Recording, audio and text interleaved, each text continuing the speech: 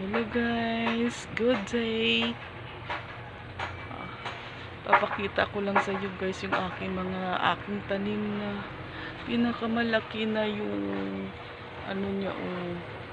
Yan, malaki na yung dahon. Yan, malaki na siya guys. Nasayangan ako nito, nakita ko ngayon sa pag-ikot-ikot ko sa aking mga halaman. Ning sinilip ko kasi natumba siya, hindi na tumayo yung yung puno niya sa sobrang siguro kahapon guys, sa sobrang lakas ng hangin na naputol naputol siya. Hindi ko lang mapapakita sa iyo kasi nasa loob, hindi ko na mapapakita.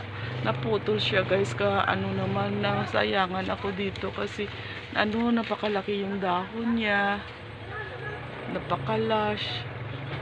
Sayang guys, sayang. Pag hinayang ako nito kasi kahapon wala kami dito nandun kami sa mama ng aking mister. Fiesta doon kasi nga kahapon. Wala tao dito sa bahay namin eh. Lumakas yung yung hangin at saka umulan. Ito nangyari sa tanim ko guys. Yan, kawawa naman ito. Yung dahon niya may sira. Yan, may sira pa. Tapos sayang.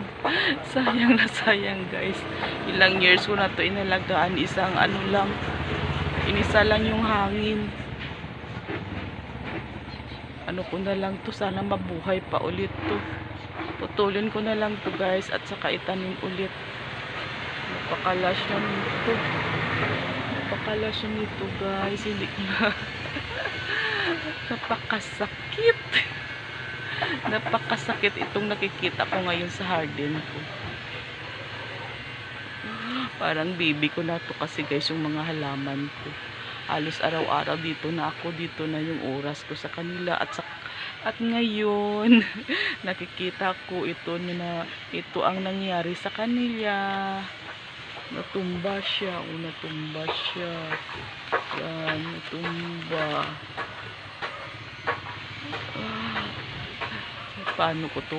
Paano kaya to?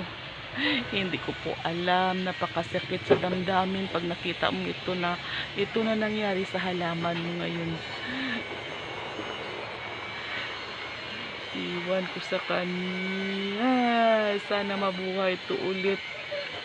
Napakalas na nito. Yan. Sa lang kasi to guys, sa puno lang, sa kahoy lang ato kasi nakadikit. Ito yun na. Yan, yung kahoy. Ito yun lang. Wala na sa lupa yung yung puno ya. Nandito lang siya oh. Ito lang.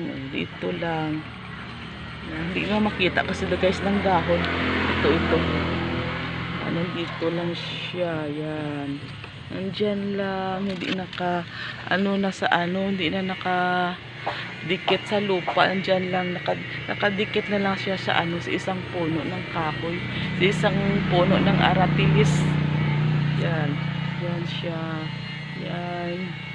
Papuntang pataas. Tapos malaki na siya na yung sa ibaba, sa itaas. Yan. Naputol. Paano ba kaya ito? Kawawa naman yung plants ko. Ilang taon ko yan inalagaan. Inisa na lang yung hangin. Pa yung hangin kahapon kasi siguro na sobrang lakas.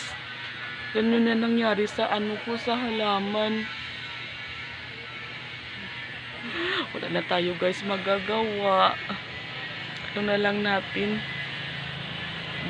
na lang natin ng paraan kung paano mabuhay yan.